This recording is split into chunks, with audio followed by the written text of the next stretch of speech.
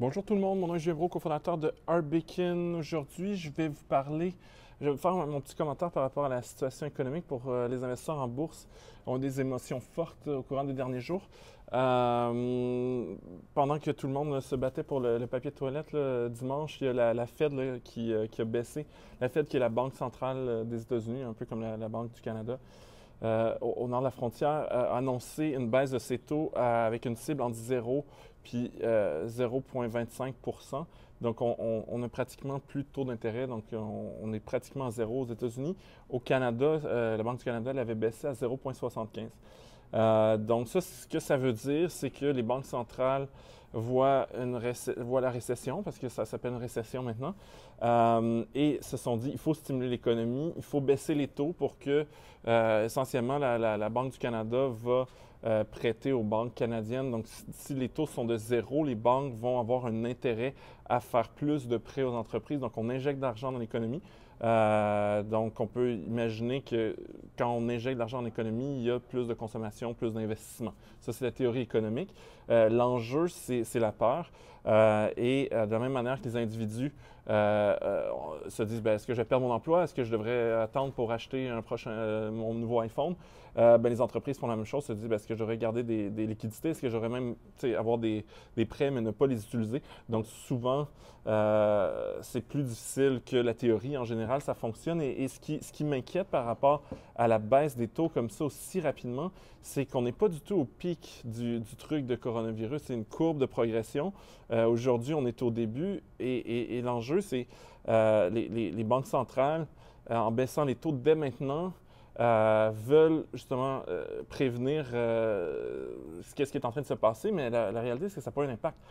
Depuis que les 30 minutes que le marché boursier est ouvert, c'est ouvert à 9h30, je pense que le S&P 500 a perdu 11 %, ce qui est gigantesque. Je ne sais pas si c'est la pire journée depuis des décennies, ou il y avait une autre journée là, cette semaine qui était pire, mais puis TSC, je regarde ça à 13,29 % depuis ce matin.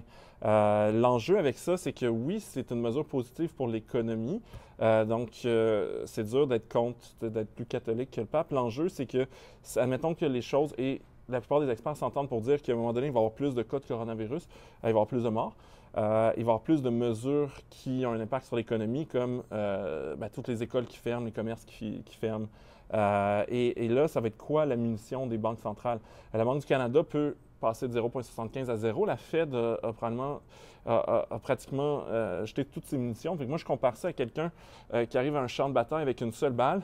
Puis quand il voit l'ennemi au loin, il tire sa balle, puis après ça, il n'y a plus de balles. Tandis que quelqu'un qui serait plus brillant attendrait d'être plus proche de l'ennemi pour être sûr qu'au moins que sa balle atteigne la cible. C'est sûr que c'est un peu caricatural. Il y a d'autres mesures comme des grands projets d'infrastructure, comme des baisses d'impôts qui peuvent aider l'économie. Il y a des pays dont les banques centrales ont mis les taux d'intérêt négatifs. Donc, en fait, il faut payer pour garder notre argent à la banque. Et l'idée, c'est que quand notre argent, en fait, diminue parce qu'on le garde, on va vouloir le dépenser ou l'investir. La réalité, c'est que le Japon l'a essayé, puis les résultats ont été très mitigés. Donc, je ne suis pas sûr, et il y a quand même des conséquences à ça. On se retrouve avec une masse monétaire importante, puis on peut créer un phénomène d'inflation que les banques centrales, justement, ont le mandat de prévenir. Donc, je ne suis pas sûr si c'est vraiment le plan de ces banques centrales-là. De toute façon, c'est des gens plus intelligents que moi. Ils ont plein de diplômes en économie, donc j'espère qu'ils ont un plan. Mais moi, ça m'inquiète. Ce que ça indique aussi, c'est que malgré les 11 %, oui, c'est une opportunité. Puis, tu sais, je parle tout le temps de « Hey my God, les actions sont en solde ». C'est vrai. Ce matin, ils sont encore plus en solde qu'il était vendredi. Mais je pense que vendredi, ça avait remonté un peu. Donc là, le solde des revenus. Bonne nouvelle, c'est un bon moment pour acheter. Par contre, il faut que vous ayez les reins solides, puis il faut que vous soyez en contrôle de vos émotions parce que ça va continuer à descendre. Je ne vois pas le futur. Il va y avoir des journées où ça va remonter. Peut-être que demain, ça remonte. J'ai aucune idée. L'idée, c'est que quand vous investissez en bourse, vous ne devriez pas investir juste parce que c'est pas cher. Vous devriez investir parce que c'est une bonne compagnie, que vous ne payez pas cher et que vous êtes prêt à la garder à long terme. Et ça, c'est la partie la plus importante. Investissez pas si c'est un investissement pendant 6 mois. J'ai aucune idée pas plus ou moins qu'aucun expert où l'économie va être dans 6 mois après le coronavirus. Ça se peut qu'on entre dans une récession qui dure plus longtemps. Par contre, si vous avez de l'argent que vous êtes prêt à investir dans le marché boursier, dans des bonnes compagnies dans lesquelles vous avez confiance puis qui vont traverser la crise, on s'entend, je suis pas mal certain que dans 5 ans, dans 10 ans, ces compagnies-là vont valoir beaucoup plus. Vous allez avoir fait une passe d'argent. D'ailleurs, c'est le cas pour tous les investisseurs qui ont déployé du capital en 2009. C'était le creux de la récession et ces gens-là ont fait des rendements merveilleux en ayant déployé du capital en 2009. Un autre truc, si vous voulez déployer du capital, c'est de dire d'échelonner ses investissements. Donc, investir un peu par jour parce que peut-être que demain, ça remonte. Donc, on investit un peu aujourd'hui, on investit un peu demain et notre coût moyen par acquisition s'étale sur plusieurs jours. Donc, ça continue à descendre, vous continuez à profiter. Un des moyens, puis là, je vais vous parler de l'application Arbekin. Avec Arbekin, on a un système d'alerte. Donc, admettons que vous voyez une compagnie, vous dites « Ah, je l'aime cette compagnie-là, mais je la trouve encore, malgré le solde de 10-15 je la trouve encore trop chère. » Il y a une compagnie que j'aime beaucoup qui s'appelle Disney. Pourquoi j'aime beaucoup Disney? Oui, ils ont fermé leur parc d'attractions. Par contre, Disney, une business de films, donc la business de films va être affectée aussi. C'est pour ça que l'entreprise a perdu quand même beaucoup. Là. Je pense que ce matin, elle a perdu pratiquement 10 comme le reste du marché. Mais par contre, elle a un service qui s'appelle Disney+, qui, si ma mémoire est bonne, est rendu à 60 millions d'abonnés payants. Tous les enfants, puis c'est même aux États-Unis de plus en plus, à New York, les écoles sont fermées, puis on va avoir de plus en plus de fermetures d'écoles. Tout le monde est à la maison. Qu'est-ce qu'on fait? Sur Netflix, il n'y a pas tant de contenu enfant que ça. On s'abonne à Disney. Puis Disney aussi a du contenu adulte. Ils ont les Star Wars, ils ont les Simpsons, ils ont un paquet de films qui sont merveilleux. Puis c'est une belle business. Puis on regarde le ratio coût-bénéfice puis la valorisation, mettons, d'un Netflix par rapport à un Disney.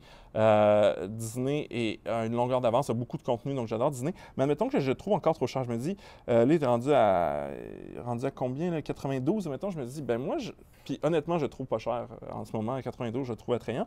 Mettons que je dis, moi, je l'achèterais, mais je ne l'achèterais pas avant 85 $. Là, j'achèterais, admettons, à ma watchlist.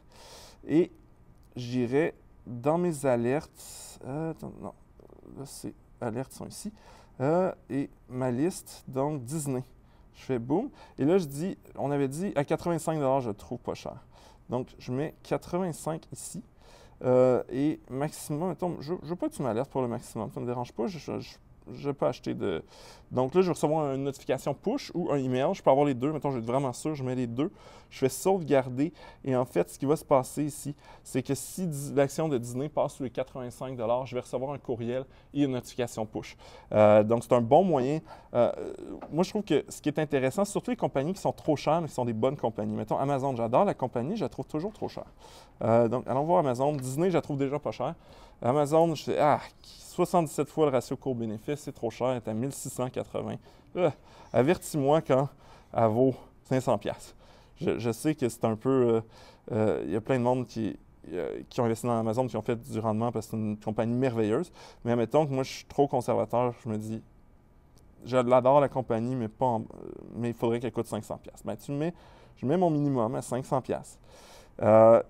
Et on peut avoir des surprises, en fait. Dites-vous pas, tu sais, 500 $. OK. Mettons pas de maximum. Je veux pas que tu me dises s'il y a du maximum. Je reçois un email pour être sûr. Je reçois tellement de notifications. Mettons une autre que j'aime bien. Dollarama qui, puis là, je sais pas s'ils ont perdu aujourd'hui, mais depuis le début de la crise, qui avait augmenté. Parce qu'en général, les gens, quand il y a une crise économique, ont peur pour l'économie, veulent économiser, vont vers des commerces comme le Dollarama. Et ces entreprises-là sont peu affectées par les crises. Mais justement, pour cette raison-là, l'entreprise avait quand même augmenté. Donc, on est quand même à un ratio coût-bénéfice de 23. Donc, moi, je trouve que c'est un peu trop cher. Je dirais, l'action est à 37. Moi, je me dirais, à 25 $, là, ça va être un maudit bon deal. Fait que je le mets à mon alerte. Je m'en vais dans la section alerte. Et puis, Dollarama, boum. Comment j'avais dit, 25. À 25 $, c'est sûr que c'est un bon deal. Donne-moi un email, tant qu'à y être. Maximum, j'en veux pas. Par défaut, on met ça plus 10 %, moins 10 %. Fait que, puis ça sert aussi pour des trucs dans votre watchlist, mais aussi des actions que vous avez. Fait que des actions que vous avez, c'est normal, vous mettez un maximum. Vous dites, là, je l'ai acheté, c'est un bon prix, mais en haut de 50$, l'action est surévaluée selon moi. Donc, avertis-moi, j'irai voir s'il y a des développements qui justifient ce prix-là. Sinon, je vais vendre le titre. Donc, d'où l'idée d'avoir des alertes maximum, minimum. Donc, c'est à peu près ce que je voulais vous montrer pour aujourd'hui. Allez voir le marché boursier, buvez un peu de thé glacé, puis gardez l'esprit calme. Sur ça, ben, si vous voulez télécharger RBKid, on a une super offre, le promo code vidéo 10 quand vous vous abonnez. Puis le lien est associé à la vidéo. Donc sur ce, bonne journée.